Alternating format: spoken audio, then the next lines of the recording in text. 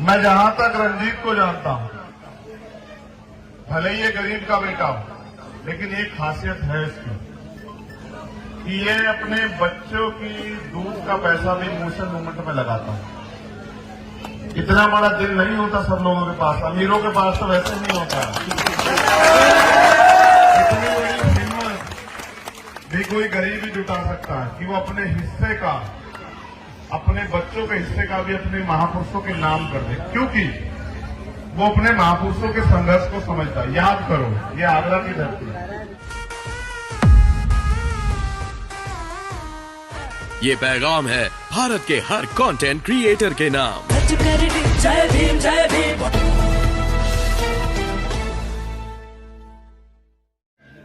ये जो जहां साउंड से जुड़ी हुई चीजें रखी है वहां से हट जाओ। बस ये अनुरोध है कि वहां से हट जाओ। देखो, इसको ऊपर उठाओ।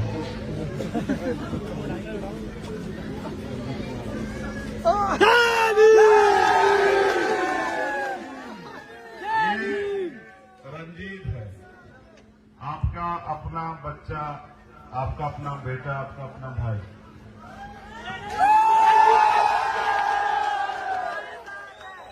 मैं आपके प्यार का, आपकी भावनाओं का सम्मान करता हूं, लेकिन मैं नौजवान साथियों को ये भी कहना चाहता हूं कि सिर्फ नारे लगाने से शक्ति मिला करती तो हम सबसे शक्तिशाली होते दुनिया में, भारत में नहीं।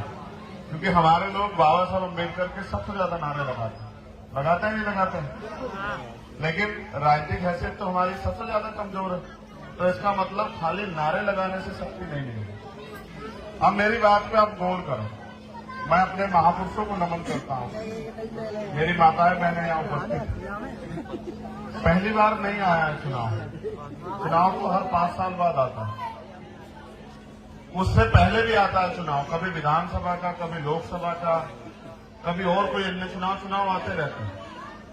लेकिन चुनाव इसलिए आते हैं कि जनता के हाथ में शक्ति आती है कि जनता तय करे कि वो अपने क्षेत्र का नुमाइंदा, नेता कैसा चाहते हैं। मैं जहां तक रंजीत को जानता हूं, भले ही ये गरीब का बेटा हो, लेकिन एक खासियत है इसकी कि ये अपने बच्चों की दूध का पैसा भी मोशन मूवमेंट में लगाता है। इतना बड़ा दिल नहीं होता सब लोगों के पास, अमीरों के पास तो वैसे नहीं होता। इतनी बड़ी हिम्मत भी कोई गरीब ही जुटा सकता है कि वो अपने हिस्से का, अपने बच्चों के हिस्से का भी अपने महापुरुषों के नाम कर दे, क्योंकि वो अपने महापुरुषों के संघर्ष को समझता है। याद करो, ये आगरा की धरती है। मैं तो आपका खून हूं, मेरा आपसे राजनीतिक रिश्ता नहीं है। आपने, सच है, अभी तक आपने मुझे राजनीतिक ताकत नहीं दी है, अभी तक आपने दूसरे लोगों को दी। अच्छी बात है, देनी भी चाहिए, मगर ये बताओ, जैसे उनको ताकत दी है तो मेरा कसूर क्या है? मैं भी तो आपका एक खून हूं। जब आप दूसरों को ताकत दे सकते हो तो अपने खून को क्यों नहीं दे सकते हो? बताओ। आप ताकत रंजीत को थोड़ा ही दे रहे हैं, आप ताकत सविता बहन जी को थोड़ा ही दे रहे हैं, आप तो ताकत चंद्रशेखर आजाद को दे रहे हैं। मैंने आपसे नहीं कहा विधानसभा में, मैं इस गली में नहीं आया कि मुझे ताकत दो। आपको लगता था कि हमसे जुड़े हुए दूसरे लोग ताकतवर हो सकते हैं, लेकिन मैं आपसे कह रहा हूं, ये शहर का चुनाव, नगर का, आपको नगर की सरकार बनानी है। आपका पार्षद कैसा हो ये आप तय करेंगे। वो आपके बिजली, पानी, सड़क, सफाई, स्कूल की लड़ाई कैसे लड़ेगा ये आप तय करोगे। मगर बाबा साहब अम्बेडकर ने जब वोट का अधिकार हमें दिया तो ये थोड़ा ही कहा कि सिर्फ अमीर के बच्चे आगे बढ़ेंगे या पैसे वाले लोग ही राज करेंगे। उन्होंने तो ये कहा ना जी, इस वोट की, उन्होंने तो कहा ये बात जब उन्होंने वोट का अधिकार हमें दिला, कहा आज मैंने रानी का पेट चीर दिया है, आज के बाद राजा आपकी वोट से तैयार होगा। मैं नहीं आया आपके यहाँ कभी वोट मांगने, क्योंकि मैं तो आपका खून हूं, मैं तो लड़ूंगा जब तक जिंदगी रहे। लेकिन मेरा मानना है, जो आदमी अपनी मेहनत की कमाई से भी समाज के लिए योगदान करे, अगर उस आदमी को अवसर मिलेगा तो वो आपके लिए नहीं काम करके दिखाएगा। मैं बताऊंगा, अगर आपको ये लगता हो कि मैंने इतना सा भी संघर्ष किया इस लड़ाई को लड़ने के लिए, बाबा साहब के आंदोलन को चलाने के लिए, तो इस शहर की सरकार में मेरी हिस्सेदारी करवा देना। अपने वार्ड से 4 तारीख को केतली का बटन दबा देना पार्षद पे।